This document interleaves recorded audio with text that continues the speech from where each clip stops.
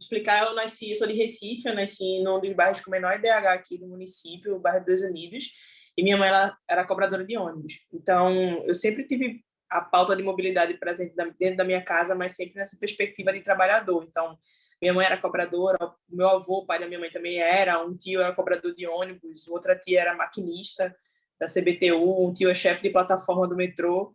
Então, sempre teve pessoas dentro da minha própria casa que trabalharam com transporte desde muito cedo.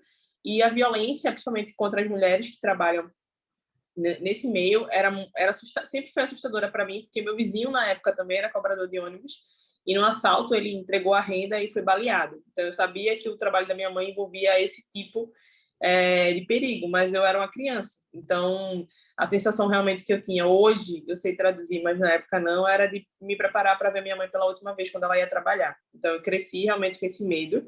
E, além de ser filha de cobradora, até hoje eu sou usuária de transporte público. E quis o destino que, quando eu entrasse na UFPE, um dos meus primeiros estágios foi especificamente numa administradora de frota de ônibus. E ela toma conta de frotas de todo o Nordeste e parte do Norte do país. E eu trabalhava especificamente na garagem, uma das maiores garagens que tem aqui no Recife. Então, eu morava no extremo Norte, estudava no extremo Oeste e trabalhava no extremo Sul. Então, eram 6 ônibus e 2 metrôs todo santo dia, né? Então, já estava ali com essa questão de sempre me estar envolvida, de fato, com a mobilidade. E uma das maiores queixas que eu tinha, enquanto a filha da cobradora, enquanto a usuária, enfim, enquanto a rodoviária também, era a questão da insegurança, principalmente para a gente do grupo feminino. E o que mais me incomodava, tendo me tornado rodoviária, era de que, apesar de trabalhar no setor comercial, onde estava lotado o saque, apesar de eu não ser do saque, do serviço de atendimento ao cliente, eu sabia que as orientações eram de só atender denúncias e seguir com essas demandas se ela envolvesse alguma questão financeira, desvio de tarifa, o que a gente chama aqui de levar cabrito, que é o passageiro subir, o cobrador motorista ficar ali com a tarifa em si. E denúncias de assédio não virava nem tabela no Excel. E aí, num desses deslocamentos de sair do estágio para ir para a faculdade, etc., eu cheguei no campus da UFPE, no Recife, e estava maior confusão nesse dia especificamente, porque tinha ocorrido um caso do ônibus circular. Só para vocês terem ideia, o campus da UFPE no Recife, onde passam 17 linhas, são transportadas 75 mil pessoas dia, média, tinha ocorrido um estupro. Uma aluna desceu do ônibus, estava indo em direção estava indo em direção à casa do estudante e ela foi estuprada no meio do caminho. Então, aquilo me impactou muito, não só a mim, mas a várias outras alunas.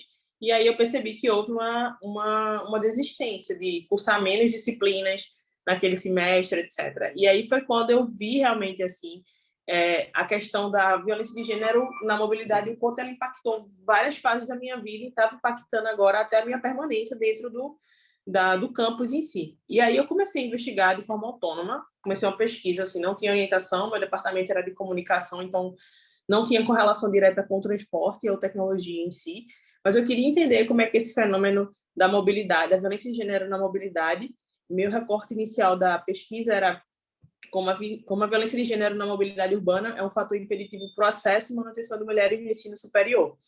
E aí eu comecei a buscar dados e, para meu choque inicial, não tinha.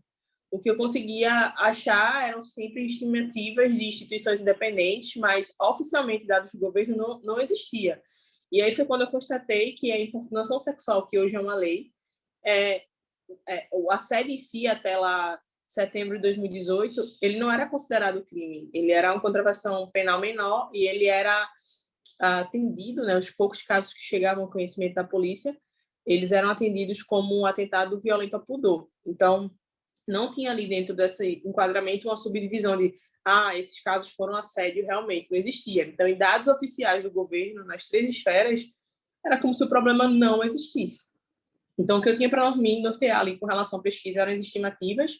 Essas estimativas de apresentação são mais recentes, que o Fórum Brasileiro de Segurança Pública aponta que a cada 4 segundos ocorre um caso de assédio no transporte público, e o Instituto Patrícia Galvão aponta que 97% das mulheres brasileiras já foram assediadas na mobilidade urbana, independente do modo de locomoção. E aí, tentando investigar ainda, né, na fase de investigação da pesquisa, e lembrando que era uma coisa no sentido, como é que eu posso dizer, de tentativa e erro, assim, eu não tinha uma coordenação, um supervisor de transporte, nada do tipo, assim, era realmente enquanto usuária, tentando entender o que é que se dava, por que se dava esse fenômeno simplesmente a vida inteira. E aí o Brasil tem nada menos que 18 cidades na lista de 50 centros urbanos mais violentos do mundo. Só para vocês entenderem a correlação, a gente tem aí mais de 70% dos secretários na esfera municipal são homens. E aí a grande pergunta, e quando a gente vai para a assessoria técnica, no caso do Rio hoje é um pouco diferente, com a nova gestão, mas até 2018, foi 2018, eu tinha rodado, eu acho que mais de 15 estados do país, não sei quantas cidades, e eu só tinha conseguido falar com uma secretária de mobilidade, que foi Lipsina, que era secretária da cidade de Natal, e ainda assim, quando eu ia falar com ela, que era secretária, todo o cargo de assessoria técnica geralmente era homens. Então, a grande pergunta que eu comecei a me fazer durante a pesquisa era por quem e para quem as cidades de fato são projetadas, né? Tem um dado, eu soube isso numa reunião com a Frente Nacional de Prefeitos, eu acredito que o dado é do IBGE, mas foi a arquiteta da Frente Nacional de Prefeitos que falou que apenas 3% dos cargos que com poder de decisão no Brasil para a área de transporte são ocupados por mulheres negras, apenas 3%. E isso chama bastante atenção, porque há uma grande discrepância. Logo em seguida, a gente tem esse dado aqui, que 65% da receita do transporte público, e a gente sabe que a maioria das cidades não oferece subsídio, vivem exclusivamente da tarifa, então 65% da receita do transporte que mantém e sustenta o transporte é a usuária da classe C, D e E, e é essa mesma usuária que não tem poder de decisão sobre como o transporte de fato é projetado. Então, a gente sabe aí as nuances bem diferentes que existem entre o deslocamento de um homem branco e um deslocamento de uma mulher negra periférica da classe C, D e E, até por questão de sobrecarga social de atividades. Então, só para vocês entenderem o contexto da Nina, uma das minhas conclusões da pesquisa foi criar um canal para padrão de denúncia. Primeiro, porque a gente não tinha nem a lei, quando eu comecei a desenvolver a Nina, a lei de importunação sexual. Então, o objetivo era criar um canal padrão de denúncia que pudesse estar dentro de qualquer aplicativo.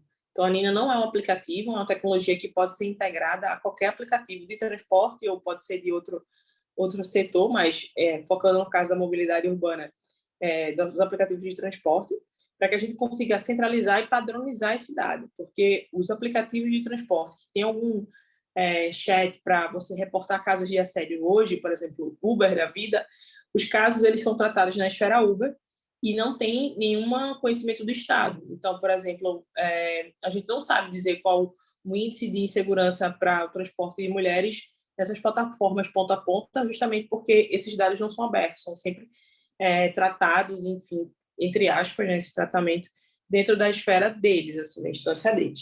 Então, o objetivo da Nina, quando a gente chegou em Fortaleza, né? Fortaleza foi meu primeiro case de atuação. E aí, só para falar um pouquinho também da minha trajetória, já que vocês estão na hackathon, a Nina em si, apesar de eu ter desenvolvido a pesquisa, eu só vim desenvolver o primeiro protótipo da Nina num hackathon. Justamente no hackathon, aqui em Recife, eu estava aquele período foi bem tumultuado, não queria nem ficar na universidade, para vocês terem ideia, que aconteceu o caso de estupro de uma aluna quando ela desceu do ônibus circular. E eu me lembro que, pouco tempo depois, já de eu ter iniciado a pesquisa, eu estava escrevendo também um outro artigo sobre cultura da colaboração. E aí, um dos fenômenos de cultura da colaboração é hackathons, esses espaços co-work, etc. Eu disse, cara, estou escrevendo sobre algo que eu nunca fui, um hackathon, principalmente, né? E eu disse, quando abrir um outro hackathon aqui por Recife, eu vou me inscrever só para entender um pouco do que eu vou falar, né? Enfim, era outro artigo, outro trabalho que eu estava fazendo. E aí abri um hackathon, e aí, para minha surpresa, apesar de eu ter me inscrito como um participante, eu estava mais lá como pesquisadora para observar como seria a dinâmica, assim. E aí, quando eu cheguei lá, eu descobri que era um hackathon que era para trabalhar dados abertos, dados de governo. E aí o desafio era, dentro de 24 horas, pegar dados públicos para tentar solucionar uma problemática de cidades. E naquela época aqui estava muita questão da microcefalia, da questão da dengue, enfim, estavam questões desse tipo e tinha questões também muito de alagamento, desmoronamento, etc. E aí eu percebi que muitas das equipes estavam indo para esse lado de problemas mais, como eu posso dizer, tangíveis, no sentido de visualizar, né? E problemas um tanto com o mais humano não tinha essa sensibilidade. essa sensibilidade, assim.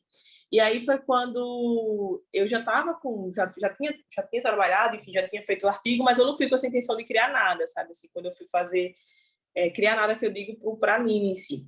E aí quando eu cheguei lá, que eu fui ver, né, quais eram os dados públicos que estavam disponíveis no Hackathon para a gente poder trabalhar, aí tinha, assim, dados de geolocalização dos ônibus. Esse cara tá aí. Vou fazer uma coisa que sair. E aí foi daí, na verdade, que começou esse movimento, né? E para minha surpresa, nesse hackathon, eu tinha ido para pesquisar uma outra temática que eu também gostava, e acabou que eu comecei a levar, aí montei uma equipe na hora lá, foi presencial esse evento. E resumindo, 24 horas depois, o que veio a Cianina, né, ficou em primeiro lugar. E foi completamente inesperado. Então, assim, eu passei pela experiência do hackathon, o meu primeiro protótipo, bem incipiente mesmo, saiu do hackathon, e isso aí é uma mensagem, talvez, para encorajar vocês, para quem tem aquele projetinho lá que acha que não dá em nada, talvez aplicar aqui. Esses espaços geralmente são realmente para isso, né? Para tentativa e erro, para a gente ver o que é que dá gás. Hein? Então, e aqui esse cenário que eu trago já é um cenário de fato do que eu encontrei na prática, no caso de Fortaleza, que é o assédio ocorre no transporte público. Só um parêntese também, vocês devem ter se perguntado, né, de como se perguntar um pouco da época que eu senti a dor e que eu quis transformar uma pesquisa até a época de fato que a Aninha se tornou uma empresa. Então, como vocês viram, assim, eu vim de uma família humilde, eu não tinha como pedir minha mãe dinheiro para fundar uma empresa, isso não era uma coisa que passava pela minha cabeça, e eu também não tinha como pedir ajuda de instituições de fomento à pesquisa, né? CNPq, CAPES, enfim, e as fundações estaduais também, porque a minha pesquisa que eu desenvolvia era autônoma e eu não tinha nenhuma supervisão de professor. Então, graduanda, não tinha muita possibilidade de conseguir esses editais, porque geralmente eles pedem um mestrado no mínimo. E aí eu comecei a buscar edital a fundo perdido. Um amigo tinha comentado comigo essa palavra, que são geralmente editais para você buscar empresas, enfim, para você pegar essa grana, desenvolver um protótipo, ou, enfim, a devolutiva é você executar o projeto em si, né? E aí, logo após o hackathon, um amigo perguntou se eu ia deixar aquilo morrer. Em teoria, provavelmente, talvez eu tivesse deixado, porque eu não tinha grana para fazer, eu era estagiária, ganhava um salário mínimo, e não tinha como buscar dinheiro. E aí ele me falou essa palavra, edital a fundo perdido. E aí eu dei uma bugada, e aí descobri alguns editais. E como eu já tinha bem fundamentado a pesquisa, né, os dois primeiros editais que eu submeti de empresas privadas, primeiro foi a Red Bull e depois foi a Toyota Mobility Foundation, eu passei. E aí o primeiro foi muito importante para eu criar um protótipo dentro do campus, que deu super errado. E o segundo, que era um edital mais robusto, enfim, tinha o WRI já perto, foi bem importante para a gente pilotar já no contexto de cidade, aí, cobrindo uma frota de mais de 2.000 ônibus. Então, nesse momento, eu chego em Fortaleza, o que eu encontro é isso, foi com esse edital que eu cheguei até lá, e aí encontro que o assédio ocorre no transporte público, não há canais claros para se fazer essa denúncia. A estimativa do Fórum Brasileiro de Segurança Pública é que apenas 10% dos casos cheguem ao conhecimento da polícia, e com a subnotificação dos casos, a ausência de dados para apontar a realização de políticas públicas. Então, o grande objetivo da Nina era tentar mitigar esse ponto aqui, de ser o canal padrão de denúncia e, ao mesmo tempo, acelerar o processo. Não só... A gente não tem como acelerar o processo de denúncia, porque isso é um critério da vítima, mas a gente tem como acelerar, pelo menos, o mapeamento dos casos, entender ali algumas nuances e fornecer esses dados para o poder público para que eles possam tomar ação, tanto no caráter emergencial ou preventivo. Isso aí fica a critério deles.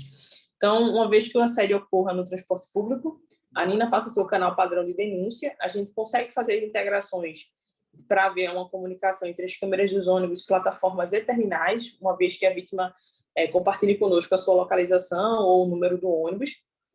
E aí, não sei se todos sabem, mas as câmeras de ônibus, elas geralmente armazenam essas imagens de 7 a 14 dias. Depois disso, o SD card dele é formatado e não tem como recuperar.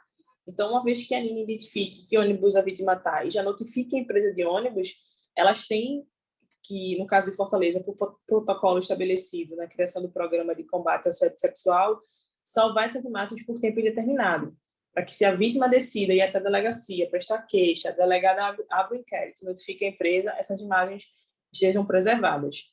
Hoje, nessa nova versão da Nina, as vítimas já conseguem subir imagens e vídeos pelo próprio chat, porque a Nina roda hoje pelo WhatsApp. Então, essas imagens alimentam o painel de controle diretamente do poder público. Então, o que é a Nina, né? Hoje a gente tem um canal padrão de denúncia para estar inserido dentro de qualquer aplicativo de mobilidade. A gente não é um aplicativo, a gente é um padrão, é como se fosse uma funcionalidade integrada, é como se fosse uma extensão do browser, assim dizendo, para tentar facilitar. E o que é que a gente faz? A gente treina as pessoas todas envolvidas na criação dessa política. Eu acabei de voltar de Fortaleza, eu estava lá na semana passada com parte da equipe para fazer o treinamento da Guarda Municipal, agentes e terminais e a Etufo, que é a empresa de transporte de ônibus de Fortaleza, justamente porque são esses atores que estão na ponta diretamente com o usuário para dar atendimento. E até porque a gente entende, quando a gente começa a fazer todo esse trabalho de consultoria na ponta, que apesar deles estarem em terminais todo dia, estarem atendendo estarem em contato maior com o usuário, há muito desconhecimento com relação à própria legislação, mas também a como direcionar. Então, assim, tem casos que a gente escuta lá que o cara assediou a mulher dentro do ônibus, os 2 guardas foram, depois ouviram a gritaria, foram até lá, e aí quando chegou, tem questões que há até um linchamento, sabe? Então, assim, como gerenciar todo aquele caos ali para tentar dar um acolhimento para a vítima, que é o mais importante, e não deixar que outro crime aconteça. Então, a gente faz esse tipo de treinamento para dar uma maior instrução realmente, falar da lei, enfim, de como do porquê é importante incentivar a vítima a denunciar. Eu, por exemplo, já fui desestimulada por policiais num terminal aqui em Recife de não ir para a delegacia para fazer a denúncia, porque ia perder tempo e o cara ia ser solto, foi exatamente isso que eles me falaram. Então, vem essa parte de consultoria, que a gente também faz a pesquisa de diagnóstico. Então, antes de haver qualquer serviço de tecnologia em si, a gente tenta entender como é que esse usuário enxerga o transporte na cidade dele. Então, em Fortaleza, em 2018, quando a gente foi iniciar a operação, a gente fez uma chamada pública para usuários, a gente, que eu digo, no caso, a Prefeitura de Fortaleza, sem citar Nina nem nada, e aí a gente queria escutar alguns usuários, isso como um grupo focal, né? Isso foi uma das partes da pesquisa. Assim. Então, foi constatado que os usuários não entendiam que era assédio, não acreditavam nos canais oferecidos para se fazer reclamação. Então, os 0800 lá, eles nem alô de ônibus e tal, eles não usavam, eles não acreditavam no atendimento da polícia, sabe? Então, tudo isso é levado em consideração para a construção do protocolo na cidade e até para o fluxo de denúncia que a Nina acaba estabelecendo ali no nosso chat conversacional. Tem também as diretrizes de comunicação e monitoramento dos dados. Então, uma vez feito isso, Fortaleza agora na fase da Nina 2.0 está justamente quase no fechamento aí. A gente está para relançar a Nina lá já agora no fim do mês de julho. Então, a gente já está ali na fase... A gente já fez o treinamento, está na parte de diretrizes de comunicação, basicamente.